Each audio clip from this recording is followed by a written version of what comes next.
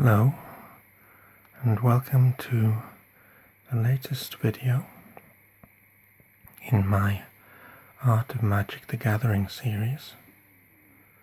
This is part 1 of our look at the Ravnica book. Today we'll be looking at an overview of the book and the plane of Ravnica, and then we'll be taking a closer look at 2 of the Ravnican guilds.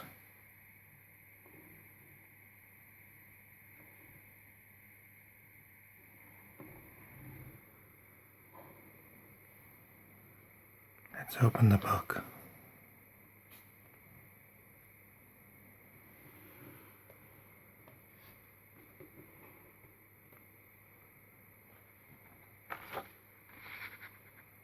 The Art of Magic the Gathering, Ravnica.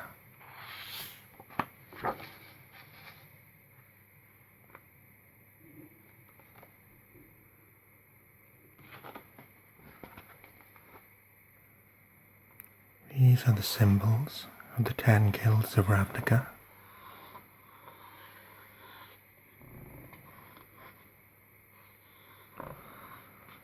Azorius, Orzhov, Demir, Izzet, Rakdos, Golgari, Gruul, Boros, Selesnya, and Simic.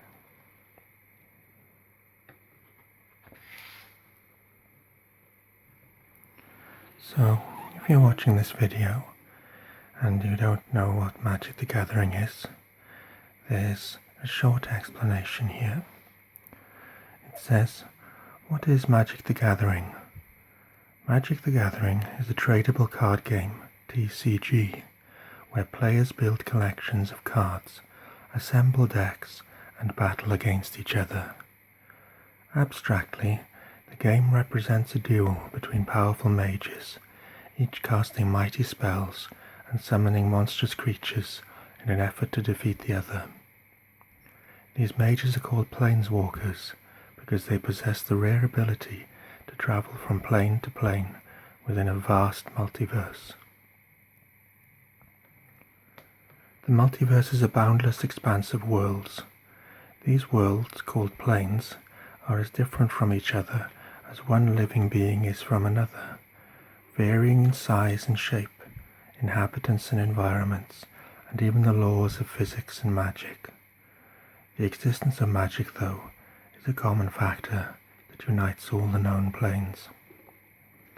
And here's a list of the various planes of the multiverse, including Dominaria, Innistrad, New Phyrexia, Chandalar, Theros, Zendikar, Kaladesh, Amonkhet, Ixalan, and Ravnica.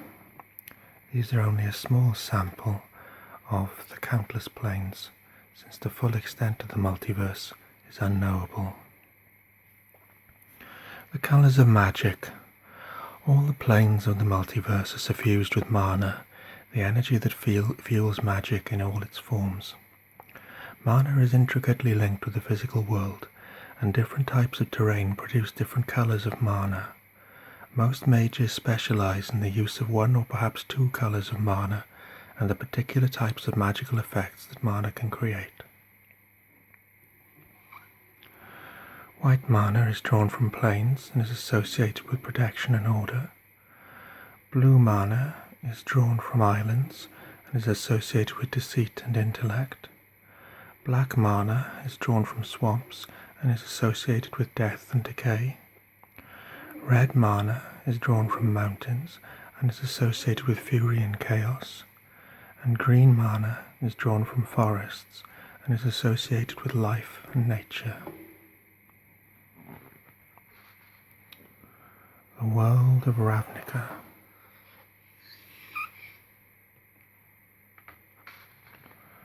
Now, this book takes place during the time of the Magic the Gathering expansions, Ravnica Allegiance, and Guilds of Ravnica.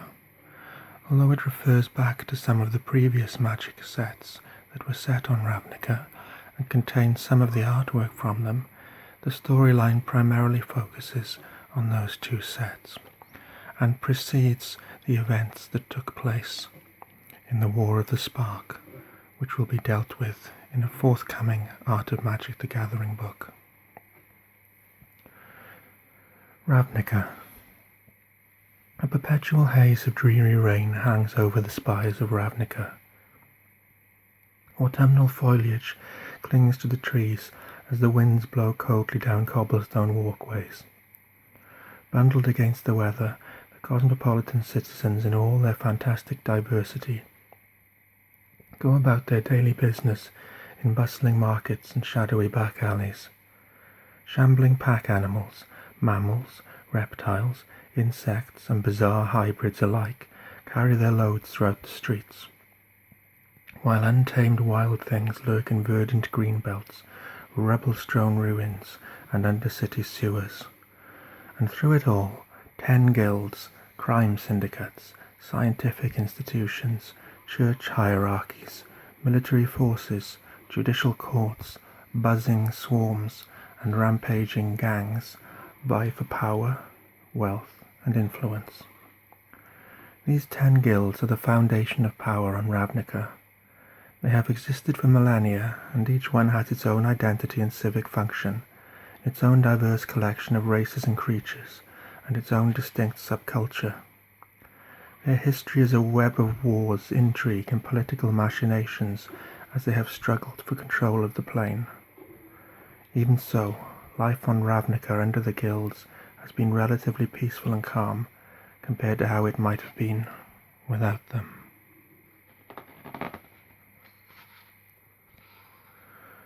The Guilds of Ravnica. Now, each of the 10 guilds of Ravnica correspond to 2 of the colours of magic, which we remember are white, blue, black, red and green. So for example, the Azorius Senate is a combination of white mana and blue mana. The Cult of Rakdos is a combination of red mana and black mana. Let's take a closer look at the guilds. More than 10,000 years ago, a war tore across the plain of Ravnica. 10 armies battled for control of the plain in a conflict that ended only with the creation of a magical contract of immense power known as the Guild Pact. The leaders of each of the 10 armies, ancient beings known as Perons, were the signatories to the Guild Pact, and they became the first guild masters of Ravnica. The Guild Pact was created to ensure that the guilds would play specific roles within the infrastructure of Ravnica, allowing the city to grow and expand, while the guilds coexisted in relative peace. Over the millennia, each guild gained mastery over 2 colours of mana, which shaped and moulded the character of the guild. These unique mana pairs allowed the guilds to seek their own identities and destinies, while remaining within the confines of the magically binding Guild Pact. For 10 millennia, the city grew and flourished under this structure, as the guilds evolved into unique and powerful forces, often venturing far from their original purpose. Now, the 10 Ravnican guilds and the 2-colour mana combinations are often referred to in play by magic players when we talk about the combination of colours blue and white. We say Azorius, and when we say Rakdos, we mean the colour combinations red and black. So let's look at the guilds. Azorius Senate. Under its parent, the Sphinx Planeswalker Azor, the Azorius Senate was founded to serve as the legislative body of Ravnica. Its law mages and precognitive mages use white and blue mana. Orzhov Syndicate. The Ghost Council of Orzhov, called the Obsidat, signed the Guild Pact, but it is not clear which members of the original Obsidat might have faded from existence since then, and which current members have joined since. The Orzhov's original function was both religious, as Ravnica's dominant church, and financial, as the plane's largest bank. Its pontiffs and oligarchs use white and black mana. House Demir. Under its parent, Sardek, House Demir was contracted to be Ravnica's guild of couriers, information brokers, and librarians. Now its mind mages and assassins use black and blue mana. Izzet League. One of the few guilds whose parent, the dragon Niv Mizzet, remains its guildmaster. The Izzet League is charged with constructing and maintaining Ravnica's infrastructure and public works. Its blast seekers and chemisters use red and blue mana. Cult of Rakdos. As laid out in the Guild Pact, the demon-worshipping cult of Rakdos was intended to fill roles of entertainment, mining, and manual labour. Its guild mages and blood witches use black and red mana. Golgari Swarm. Charged with maintaining Ravnica's agriculture and waste management, the Golgari were led by an elf necromancer and later undead lich named Svogthir. Its shamans and spore druids use black and green mana. Gruul clans. Under the leadership of Sizazim, the Lord of Chaos, the Gruul clans found a home in the Guild Pact of maintainers of Ravnica's natural places. Its beast callers and druids use green and red mana. Boros Legion. Led by the Archangel Razier, the Boros Legion was meant to serve as Ravnica's standing army and law enforcement agency. Its ember mages and medics use red and white mana. Selesnya Conclave. The Conclave's parent is Mat Selesnya, a manifestation of the soul of the world, whose will is said to be embodied in its current guildmaster. The guild's original function involved conservation and charity. Its healers and hierarchs use green and white mana. Simic Combine. An unknown Paran, whose first or last name was Simic, signed the Guild Pact and took on the role of overseeing public health. Its biomancers and force mages use green and blue mana.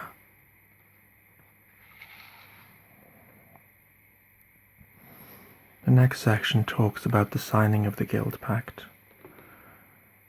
and the time when the Guild Pact was broken. It also says that years later it was discovered that Azor, founder of the Azorius Senate, had made a contingency plan that would take effect if the magic of the Guild Pact were ever broken. An intricate network of ley lines sprawled around the districts of Ravnica, called the Implicit Maze, offered a test to the guilds. If they could cooperate to solve the maze, the power of a new Guild Pact would be bestowed upon them. That power was eventually bestowed, incarnated actually, in the person of the planeswalker Jace Belerind, who became the living Guild Pact. His word became the binding law of Ravnica, and the responsibility of keeping the guilds in balance fell to him.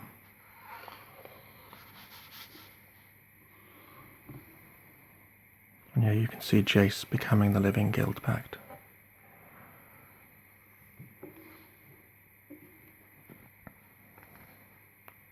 The cityscape of Ravnica. Ravnica is a vast city covering the entirety of the plain in many layers of construction, from deep sewers and catacombs to skyscraping spires. No single map can encompass the tremendous scope of its sprawl, and its borders, if it has any, are unknown, except probably to those who live near them. The story of Ravnica, though, is concentrated in its central core. So you can see that even the islands and the mountains of Ravnica that are illustrated on magic cards have cityscapes on them. This is an island, and this is a plains.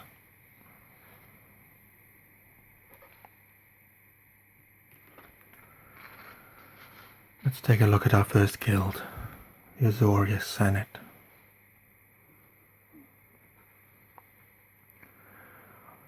Bringing order from chaos, that is the mission of the Azorius Senate. Without the extensive legal code crafted and enforced by the Azorius, society would crumble from within and without, transforming all of Ravnica into a lawless field of rubble where the Gruul and the Rakdos would do exactly as they pleased. The Azorius carry this weighty responsibility with stoic pride and perform their work of legislation, surveillance, and enforcement with steely determination.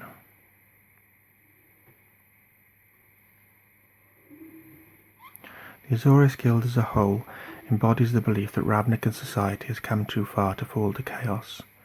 Humanity can only be saved through the guidance of a strong, safety-focused government.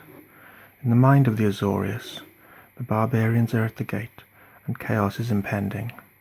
In order to protect the people through the use of the law, they believe it is time to do whatever is necessary to preserve the force of law.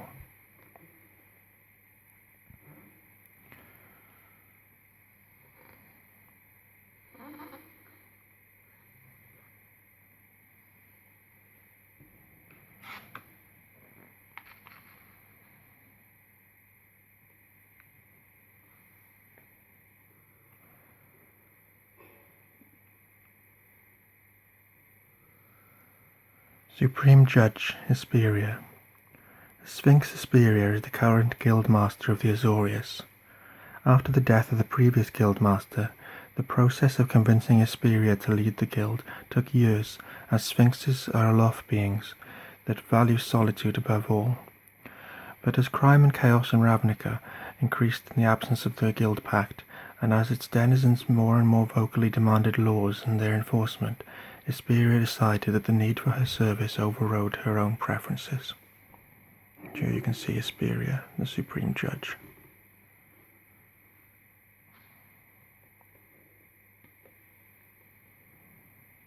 This is the art for a hallowed fountain. And this is the art for an Azorius Guild gate.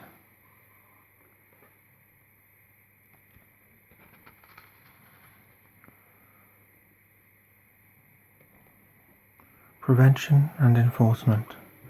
As Ravnica's ostensible governing body, the work of the Azorius Senate revolves primarily around law enforcement. The roles of individuals within the Azorius reflect the Senate's threefold responsibility to establish, maintain, and refine the rule of law, and the shifting priorities given to those three aspects of lawmaking.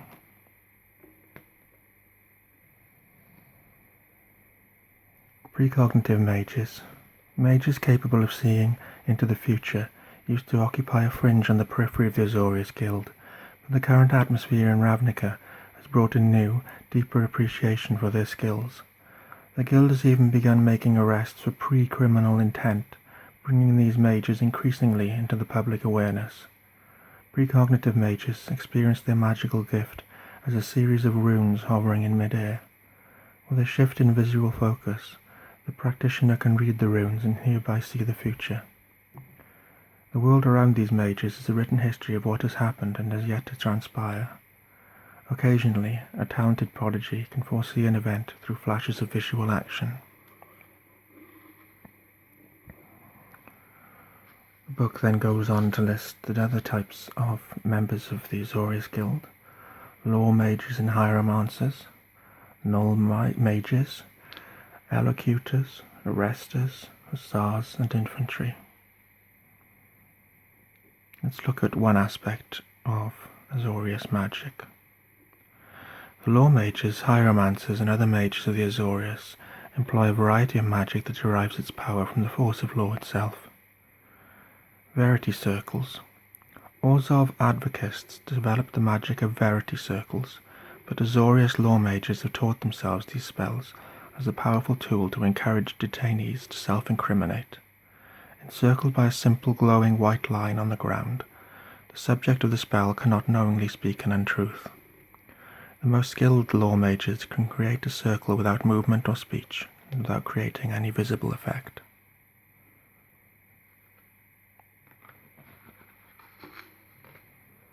You can see this triangle symbol of the Azorius, and the threefold nature of Azorius law and enforcement is quite a regular motif throughout the guild.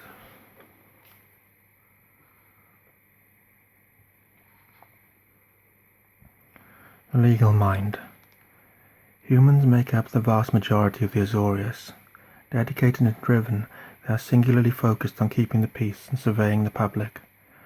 Committed to the idea that laws are meant to be enforced by magic, rather than relying on voluntary compliance, humans are often employed as arresters and law mages, though of course humans can be found in every role in the guild.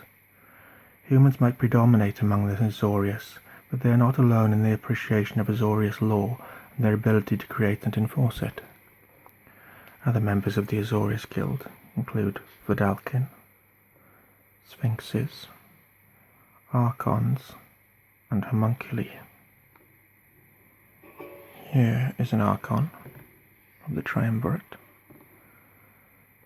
This is a Sphinx, and this is a Vidalkin.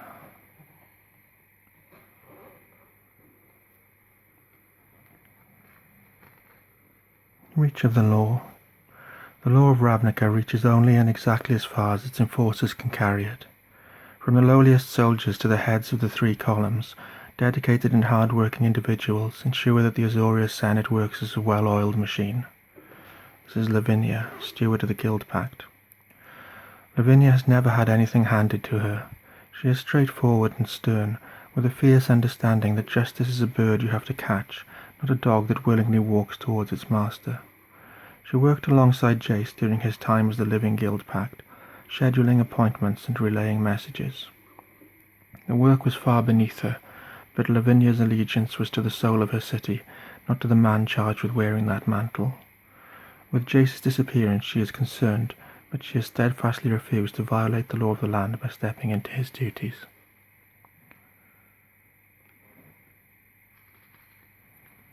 Finally, the book looks at the relationship that Azorius has with other guilds. Now, in terms of gameplay, Azorius in Magic the Gathering tends to be associated with flying creatures, like the Sphinxes and Archons we've seen, because blue and white have access to quite a lot of flying creatures. And also the mechanics of Azorius down the years in Ravnica supplements have focused on effects that are associated with the law, like detention.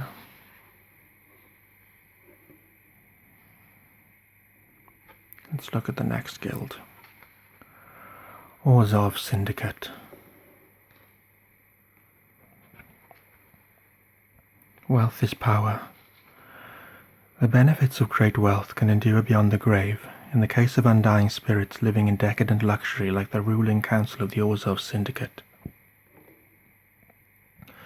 Built on the crushed dreams and broken bodies of citizens who find themselves too deeply indebted to the banks and loan sharks of the Orzhov, an elaborate hierarchy of syndics, priests, and oligarchs exists for the single purpose of funneling wealth to the top. Behind the twin facades of religious hierarchy and banking operations, Orzhov at its heart is an organized crime syndicate with its fingers in every business across the plain. Many of its members truly believe that their work is necessary to the proper functioning of Ravnica, and although most Ravnicans see the Orzhov Syndicate for the corrupt organization it is, many of them are still lured in by the promise of wealth, prestige, and longevity.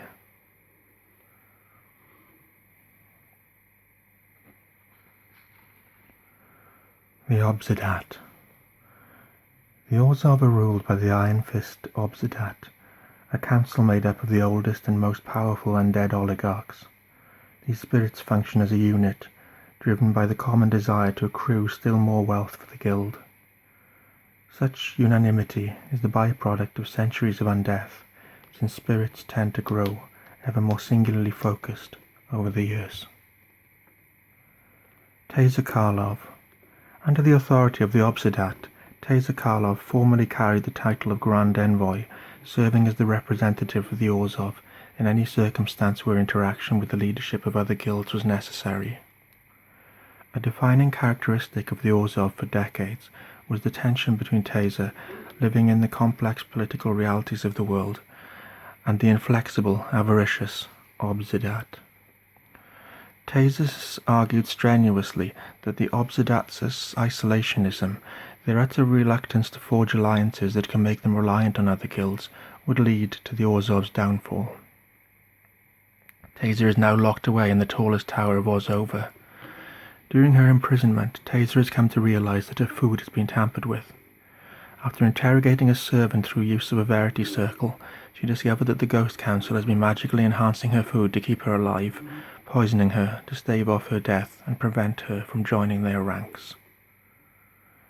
Even among the Orzhov, she is not without friends and allies who support her efforts towards greater equity within the guild and stronger alliances with other guilds. Her sympathizers are forced to remain silent while she is imprisoned, but given an opportunity, they would gladly rally around the former Grand Envoy.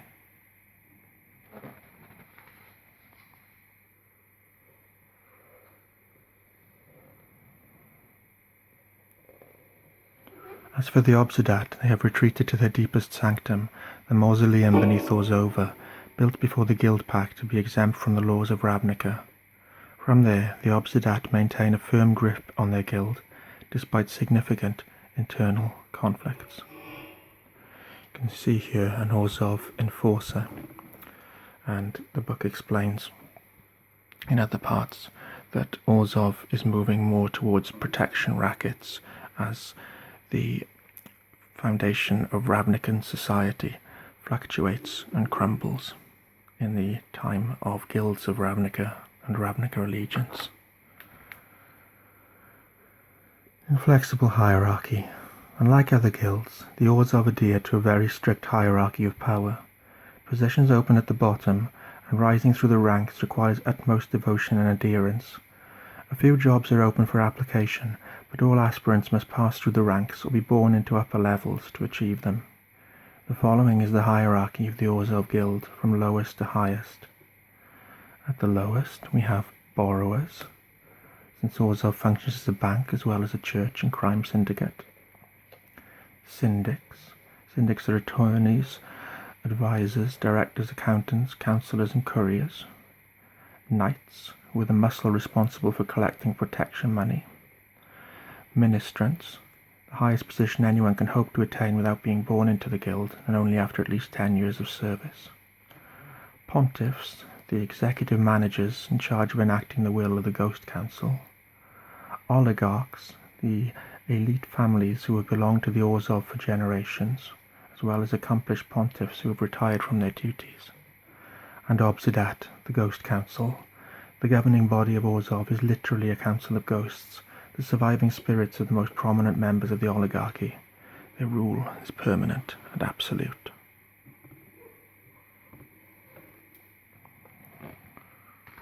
There's a lovely piece of art here. It's called Bankrupt in Blood. You can see blood and coins flowing out of this poor soul and into the cup of the Orzhov.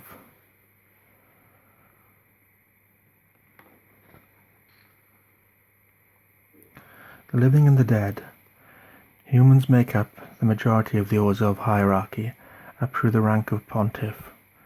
Of the oligarchs, the living are outnumbered by the spirits of the dead. The old oligarch families have few children, as their heirs tend to suffer from health problems throughout their unusually long lives. As well as humans in the guild, there are spirits, vampires, and giants.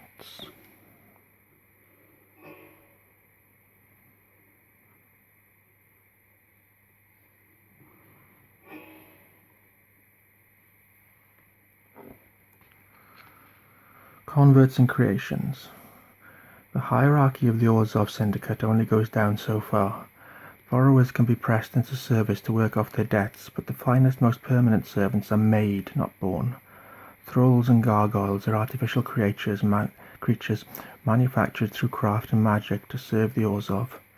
Angels, on the other hand, sometimes join the ranks of the guild by choice and quickly achieve the status they desire. There's then a little section which talks about the spells of coercion. Here we have a grasping thrall. Orzhov creatures are often bound with these golden masks.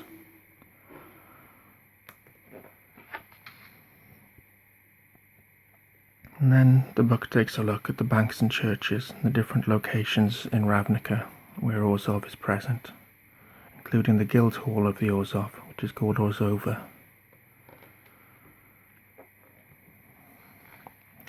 Finally, the book looks at the relationship between Orzhov and the other guilds.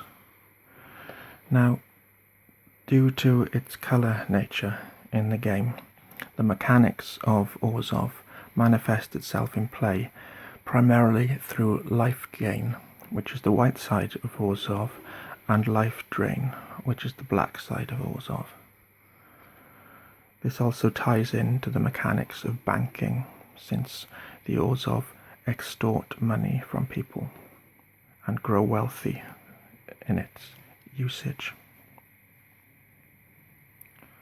Well, I hope you've enjoyed our little look at the Ravnica book today. This, as I mentioned, is the first look at the book, and I should be making 2 more videos over the next few days to take a closer look at the remaining 8 guilds.